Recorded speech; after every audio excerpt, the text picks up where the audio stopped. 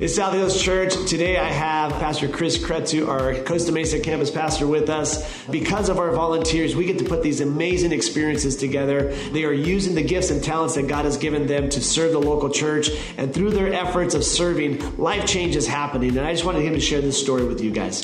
Yeah, well, we just turned 5 years old a couple months ago, and we had a family come out and visit our church for the first time, and they've been coming pretty regularly since. And over the last couple of weeks, we've had some huge events. And that family, who I would still consider a new family at our church, they jumped in and started serving and volunteering in really cool ways that are unique to the ways that they're skilled and what they're passionate about. And so it's incredible for me to see someone who is still kind of new helping create these events for other newer people. And we have a ton of volunteers at our campus, across all of the campuses, that do so much. And I love when they get to be able to use those things that they're uniquely gifted to do. So I'm super grateful for the way they jumped in that way. If you're here today and this is your first Sunday, or if you've been attending our campuses for many months or many years, it is never too early or never too late to jump in and be a part of our volunteer teams. What our volunteers are doing is not just serving our local church, but it's impacting lives.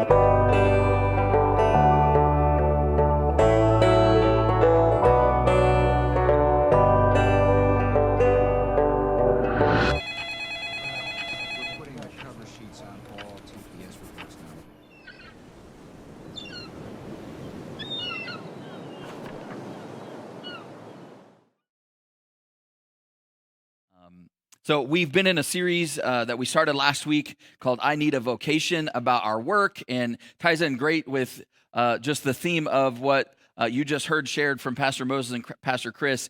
But today we're going to talk a little bit about passion. And as I was thinking about this week, you know, I started thinking about, like, from the time that we're born, we actually have a really, really interesting relationship with the future. I mean, when we're young, life is full of endless possibilities and promise, and we dream about what our life could and would look like as we get older, and we dream and we plan, and it just seems to be kind of hard-coded, hardwired into our DNA.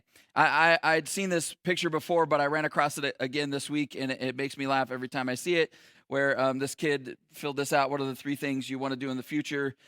Number 1, get a girlfriend. Number 2, kiss her. And number 3, rule the world, which is not a bad plan for your life. But when you have little kids and they reach a certain age, it's only a matter of time before someone asks them, what do you want to be when you grow up? And I always enjoyed having those conversations with my kids. I always enjoyed listening to the things that they said when people would ask them. When they were little, my 2 older kids were kind of torn between some extremes, whether it was like, there's sometimes where they answered, well, I want to be a missionary. And then sometimes they were like, I want to work at Disneyland. And sometimes it was like, I want to be like an engineer or a veterinarian. And then sometimes they were like, I just want to work at McDonald's because it just seems like a really fun place. And there's lots of cool food and like lots of cool stuff to do. And then my oldest son, Jaron, when he was little, he said to me, Dad, when I grow up, I want to just be a grandpa with a big belly like you, because it seems like men with big bellies are happier and nicer. And that is a life principle that holds true. And so we can just close in prayer. Go gain some weight, fellas. That's what we're talking about. But it's interesting because we don't ask kids, what do you want to do? We ask them, what do you want to be? And language matters, right? It's like we take 2 different questions, like, what do you want to do and who do you want to be? And we sort of smash them together and ask, what do you want to be when you grow up? Because the answer we're obviously looking for when we ask that question most of the time is a job. And so there's this subtle message from the time that we're barely old enough to even talk, right? Where we're barely old enough to even dream about our future. And that message is, you are what you do, and your job will ultimately define you. Now, the thing is it's okay to have a funny answer as a kid, But it gets a lot more complicated for us, and it's not quite so funny when you're an adult and you don't really have an answer for that.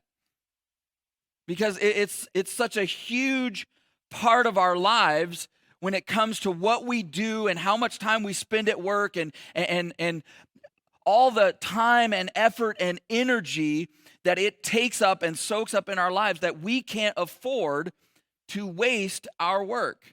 But it's complicated, because the problem is, if purpose and meaning and happiness and fulfillment are dependent on having a certain job or getting a certain outcome, then if you can't get that job or you lose it, or you can't get that outcome or you lose it, you will feel totally and completely lost. And we've all known people like that, where they had that job that just defined them and then it went away because of because of things that were beyond their control. Or we know we've even been people like that. See, work is bigger than your job or money, but job and money are part of it. It was a huge part of what we talked about last week. You are not what you do, but you have to do something. Now, at the same time, you have dreams and passions and goals, and how do you fit all of this stuff together with what you're doing right now, with what you ultimately do with your life to earn money, to pay the bills? How do you know what you're supposed to ultimately do with your life?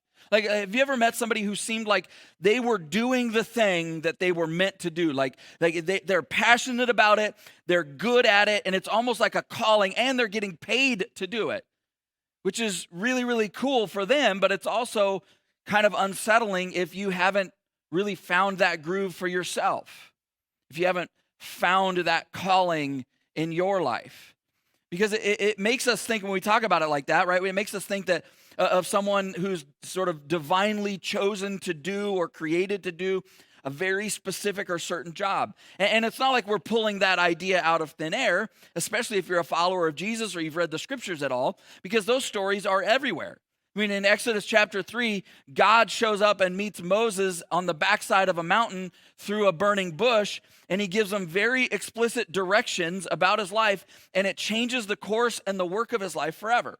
In Acts chapter 9, God meets the Apostle Paul on a road to a town called Damascus, and he blinds him with a blinding light so powerful, and he knocks him off his donkey to get his attention, and then he gives him very explicit directions, and it changes the course and the work of his life. In Luke chapter 1, God sends an angel as a messenger to get the attention of a teenage girl named Mary. And he gives her very explicit directions, and it didn't just change the course and the work of her life, it changed the entire course of human history. I mean, wouldn't it be amazing if God would just do that same thing for you and me? Right? Think about how much anxiety or pressure or second guessing that would eliminate. People are like, are you sure you should be doing that? Yeah, God literally told me this is what I'm supposed to do with my life. But the truth is, like, most of us just kind of feel like, it just feels like we're sort of guessing. We're feeling around in the dark trying to figure it all out. Like, maybe I'll go over here and try and do this. I mean, is this a thing? Will somebody pay me to do this? I don't know. Should I start a business? Should I do this thing over here? Should I go into this field? Should I get this job or go to that school? Like, is this even a thing? I don't know. What am I supposed to do? Is this it? And no matter how old you get, that whole process feels really scary, because the stakes just get higher for us, right? In terms of, like, you got responsibilities, you're married and kids, but also the stakes just couldn't be higher in general, because what if you make the wrong decision? Well, what if you ultimately live your life beneath what is possible, beneath what God created you to live? What if I waste my life doing the wrong thing? I mean, we all only get one shot at this thing, right? And we're constantly being told that we can do anything, that we were made to change the world, and so we should dream big, and that if we can dream it, we can do it, and if we're determined and work hard, we can be or do anything, and the only thing holding us back is us, and so you just got to believe in yourself, so stay positive and ignore the haters and don't give up. And is that all true, or is that just stuff we say? Is that just stuff we hope is true. Like, have you ever met someone where you're like, look, I love you, but you really should give up on that? I mean, we talked about it, and we all want you to give up. This ain't your thing. Like a mechanic who fixes one thing but breaks 3 other things on the car, right? Or your tone-deaf cousin who thinks that she's called to be a worship leader, and you're just like, I mean, maybe with the mic off? Is that a thing? I don't know. Like, if you're called to do that, you might want to check where that call came from. Next time, check the caller ID before you answer it. Right? See, you should have hopes and dreams. In fact, I think most of us don't dream big enough. One of my favorite books is by a pastor named Mark Batterson. It's called In a Pit with a Lion on a Snowy Day, and it's about a guy from the Old Testament. It's a Bible story. His name's Benaiah, and the title kind of gives it away. Like, he was one of King David's mighty men, and there's this crazy story where he chases down a lion on a snowy day, and chases it into a pit, gets into the pit with it, and squares off against it and kills it. It's a fantastic book, but in the back of that book, the author wrote what he calls the Lion Chaser's Manifesto. And I love it. I actually keep it on my computer. I read it pretty regularly, but it says this. It says, quit living as if the purpose of living is to arrive safely at death. Grab life by the mane, set God-sized goals, pursue God-ordained passions. Go after a dream that is destined to fail without divine intervention. Keep asking questions. Keep making mistakes. Keep seeking God. Stop pointing out problems and become part of the solution. Stop repeating the past and start creating the future. Stop playing it safe and start taking risk. Expand your horizons. Accumulate experiences. Consider the lilies. Enjoy the journey. Find every excuse you can to celebrate everything that you can. Live like today is both the first day and the last day of your life. Don't let what's wrong with you keep you from worshiping what's right with God. Burn sinful bridges, blaze new trails, criticize by creating, worry less about what people think and more about what God thinks. Don't try to be who you're not. Be yourself, laugh at yourself, quit holding out, quit holding back, quit running away, chase the lion. See, we have a really, really big God, and we should dream and pursue a life that reflects that. I love what Pastor Craig Rochelle says, that he the thing that they say at their church. He says, we are a faith-filled, big-thinking, bet-the-farm risk takers. We will never, ever, ever insult our God with small thinking and safe living. I absolutely love that. But here's the thing. It's one thing to pursue an improbable dream, but it's another thing entirely to rest your entire identity and self-worth on whether or not you actually achieve that dream. See, for that dream or that job or work or passion or goal or status or that achievement, for that to define your life, that's a completely different thing altogether. And so if some of us may not ever achieve our dreams and others of us have a long road ahead of us to get wherever that's going to lead us, what do we do in the meantime? I mean, how do you find meaning and significance in doing something that you've never really dreamt of? It's not like you have a job, and it's not like the job that you were dreaming of when you were a kid. Nobody's like, hey, what do you want to be when you grow up? I want to work at a bank. Like, nobody ever says that, right? Or I want to be a contractor. Like, that's a great job. But so what do you do when you find yourself in a position that is not the life that you thought? It wasn't the thing that you were dreaming of. Because what you do in the meantime is incredibly important, because the meantime is your life. And if those dreams or outcomes you're chasing never actually happen, the meantime is even more important, because that's all there ever was when you get to the end. And so how do we make sense of all of this?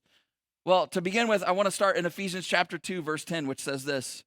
It says, for we are God's masterpiece. He has created us new in Christ Jesus so we can do the good things that he planned for us to do long ago. And so I want to begin here with this truth, that you and your life, that you are God's masterpiece. In fact, the At the time, this was written at the time of the height of the Roman Empire, and so it was written in everyday Greek. And the word that gets translated as masterpiece or sometimes handiwork or God's workmanship, that word that in Greek that gets used is poema. It's where we actually get the English word poem. That your life is God's project, that it's his masterpiece, that it's the ultimate expression of his love and his faithfulness and his goodness, that your life is his song, like you're a verse in this beautiful thing that he's expressing to the world. And he's called you and created you and chosen you and invited you into something. Now the question is, what is it that we're being invited into? Well, he tells us we're being invited into good things that he's planned out, and they're for you, but they're also for you to do. That God has good things for you in your life stored up, good that he's planned out way before you were born, good that he wants to do towards you, good that he's putting together for you, but also good that he wants you to step into and bring to the world. And notice there's nothing in that verse about money or paycheck or profession. We're invited to do good on God's behalf, period. And so this is actually what we talked a little bit about last week, is that work, our life's work is so much bigger than the job that we do. It includes all of that, but work is actually when we channel our creativity and our effort and our energy and leverage it for the good of the world and the benefit of other people. Which means your best work may not be on the job, and your purpose for your life may have nothing to do at all with a paycheck. Because if you're only willing to do what you're passionate about or you get paid for, you actually may miss out on the biggest part of the purpose for which God created you. In fact, a lot of the people that we look up to most in the scriptures, their greatest contributions had nothing to do with how they earned their living. I mean, David was a shepherd and then a king, but we actually spend most of our time interacting with him as a poet because he wrote most of the songs and poems in the Psalms. The Apostle Paul, I mentioned a second ago, he was a tent maker, but we know him as an apostle and a church planter and a pastor. But he made his money making tents.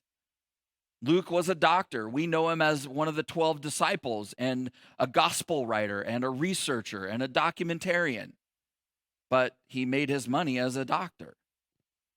See, there's good things that God had planned out for them. That's what we know. That's what they were doing. That's how we know them. Good things that the world would have missed out on if they didn't pursue their passions or insisted on getting paid for what they were doing, what they were passionate about. And here's the biggest truth about calling for all of us, is that you were created to be someone, not do something.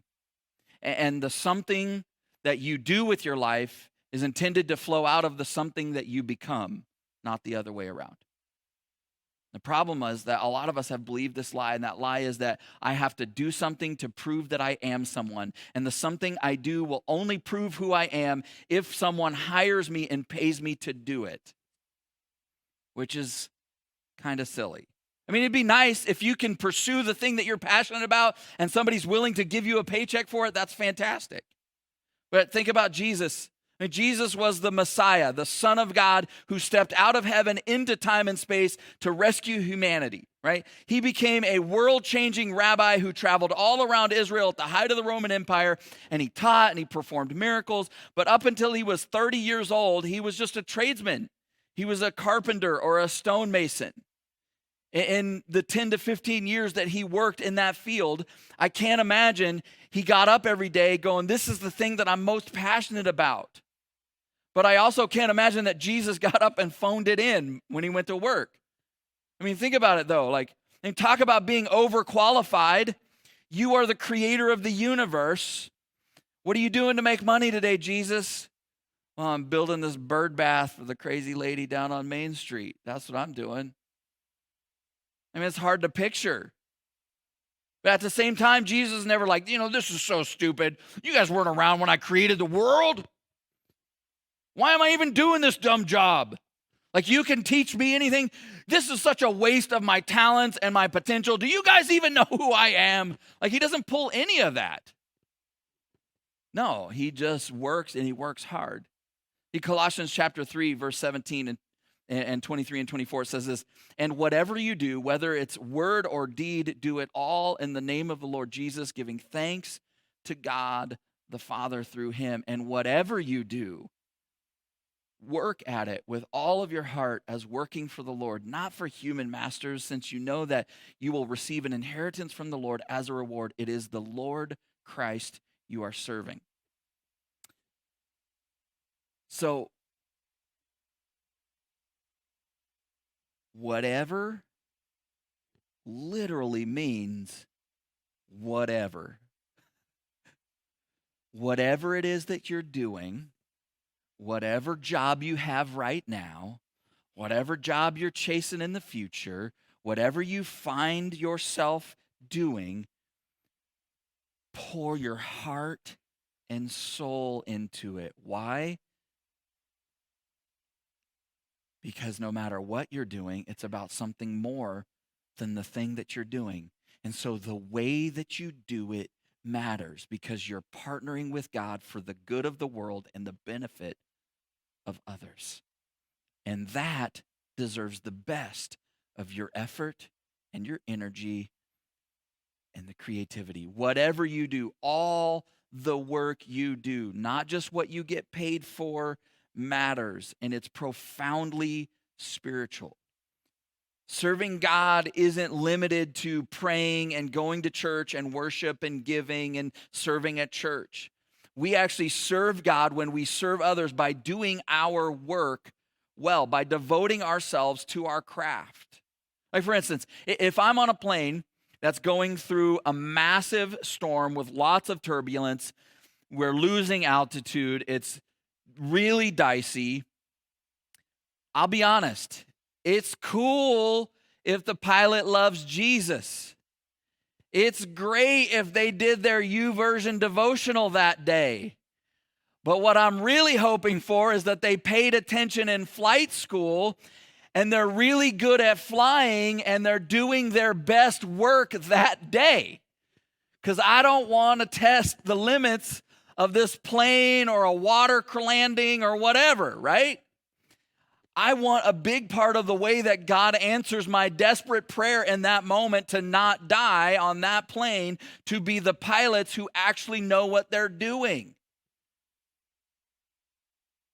See, obviously this makes sense when you're talking about something like a pilot or a surgeon. Like you don't accidentally become one of those, right? Or a contractor, whatever. Like you dream about it, you learn, you train for it. But what about more everyday jobs, right? Where it's just more service oriented, or there's not as much at stake, right? Where it's like, well, if you drop the ball or you don't bring the best to bear or whatever, then it just doesn't go through, or that thing didn't happen, or they didn't get their food on time, or this thing didn't get as cleaned as it should have been, or whatever it is, right? How do we bring our passion and devotion to something that may not be what we've always dreamt of doing? And to answer that, I think it's helpful if we just actually understand the definition of the word vocation. See, there's a reason why this is a part of this series title. It's not just because it's a great play on words. See, the word vocation actually comes from the Latin word vocatio, and just literally means calling or voice. It just means voice. It's not about finding the perfect job. It's about finding your voice. It's about discovering who you are and how you're made, because once you find your voice, you can then apply it at anywhere, at any time, to almost anything you're doing. For instance, I'll give you an example from my own life. There are 3 kind of base level things that I'm kind of pretty good at and passionate about. One of them is helping people understand and make sense of themselves and their story. I'm pretty good at that. Another one is making complex ideas simpler and more accessible. I just have a brain to take stuff, and because I'm kind of a simple person, and just explain it in more everyday terms. And then third is inspiring others towards becoming more, towards a bigger, deeper life. And here's the deal. I do a lot of that as a pastor. But I can apply that voice in a lot of different ways in a lot of different places. Like, for instance, for the last couple of years, In addition to doing this, most of you know I've been like working at Domino's delivering pizzas for a couple days a week. And you know what? I use my voice all the time there. Sometimes it's with customers. Sometimes it's with people that I work with or work for. It's a really interesting, I'm kind of like a dad figure there because most of the people are younger. In fact, the 2 managers ago, they go through a lot of managers. 2 managers ago, he came in one day and he was like, man, I think I really relate to you. And then he proceeded to tell me a story about hanging out with his grandpa. And I was like, what? All right, I guess. But there's one of the high school kids there. He's awesome. And for what we don't work together that often, but whenever we do, we just really connect and hit it off. And I spent all kinds of time just talking to him and asking him questions about his life. And last month, in the middle of the depression series, I was at Domino's and began to talk to him. And he's like, hey, so what's going on at your church right now? I was like, oh, we're doing this series on depression. And in that moment, he began to talk about his life, this high school kid who's a junior going into his junior year, and just about his struggle with depression and suicide. And it was just really profound spiritual conversation. And here's the thing. Those things are just the way that God wired me. Those are just things that he's placed inside of me, but he's done the same thing with you, that he's placed things inside of you that just come out of you naturally, that are a part of your voice, who he created you to be, that you can leverage wherever you are. In Romans chapter 12, verse 6, the Apostle Paul that we've talked about all morning long said this, in his grace, God has given us different gifts for doing certain things well.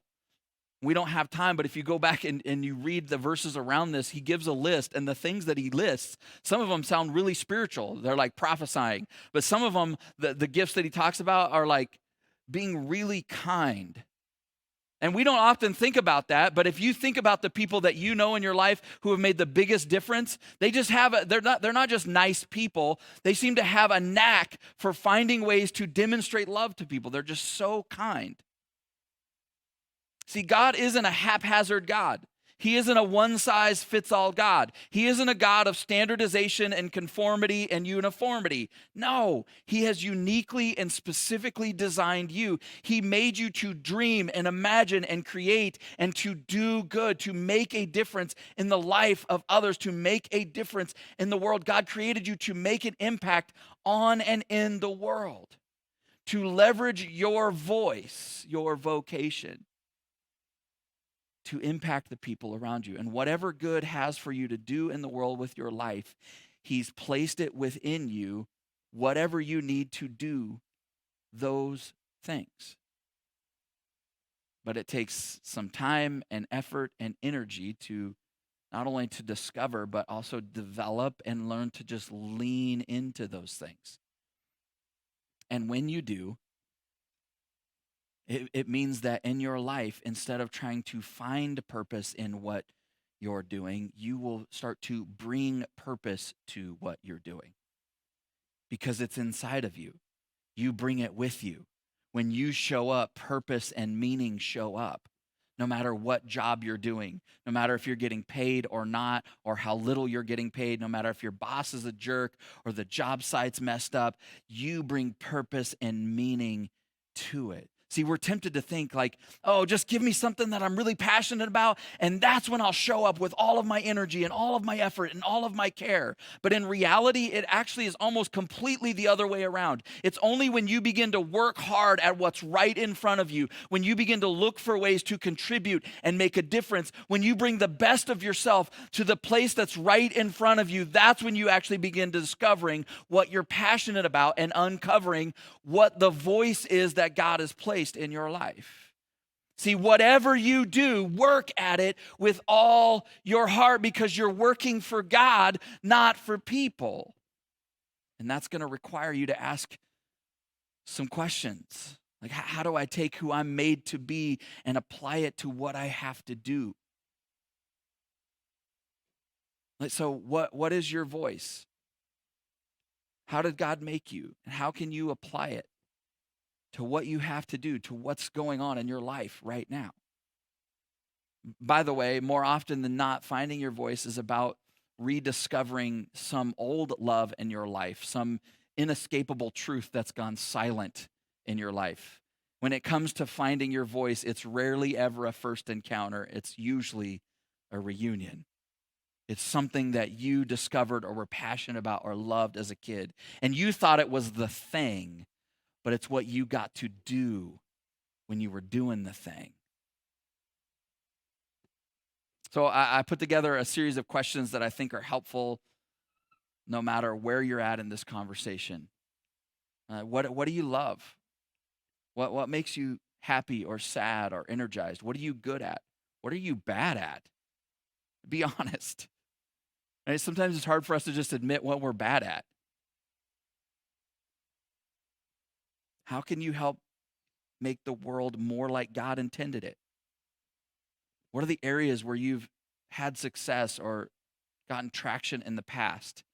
And don't get hung up on the what. Find out why you had traction, you got traction and had success at that.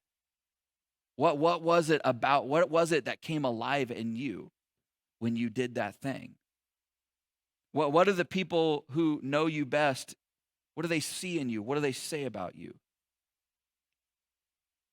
And maybe you're here and you're like, well, I mean, that's great, but what do I do if I don't like what I'm doing like right now? What do I do like if I kind of hate what I'm doing right now? Well, I mean, there's part of it that's just kind of this reality that none of us get to do the things that we love all the time. In fact, working hard at the things that we don't enjoy earns us the right to do the things that we love. And so no matter what you're doing, you're not just working, you're practicing, because with God, nothing is wasted. Every decision you make, every path you take contributes to something that you will need to succeed at what you were created to do and who you were created to be. And the truth is like if you have experience into this and you look back at your own story and your own experiences, we often learn to be dedicated and focused on what we're passionate about by being dedicated and focused on what we have to do right now in front of us. A little while ago, I talked about Jesus and his work as a tradesman. And even though he learned his craft from his dad, Joseph, you could argue that he hadn't really done any work that was noteworthy up until the moment that he got baptized. But check this out in Matthew chapter 3, verses 16 and 17. It says, after his baptism, as Jesus came up out of the water, the heavens were opened, and he saw the Spirit of God descending like a dove and settling on him. And a voice from heaven said, this is my dearly loved Son, who brings me great joy. See, love and acceptance and joy were given to Jesus independent of him having actually achieved anything. And then he did his best work, and then he did his life's work. Then he fulfilled and accomplished his mission and why he came. Go ahead and come on up, guys. And here's the best part. That's the way that God loves us too. He loves and accepts you. He gives himself and his joy to you, not because of what you've achieved or attained, not because of what you do, but because of who you are to him. You don't have to prove anything to anybody, including yourself. Why? Because you're loved and accepted and approved by God. And to make sure that you didn't miss the memo, he sent his Son to give his life for you. And so I wonder how different your work would feel if you worked from a place of acceptance and approval instead of working for acceptance and approval. Because when you do, it changes everything. Because whatever you do, you can give it all of your heart and all of your soul, because it's not just a job, and it's not just a task, and it's not just a paycheck. It's not just an assignment. It's the situation that God has placed you in to leverage your voice for good. Would you bow your heads with me and pray?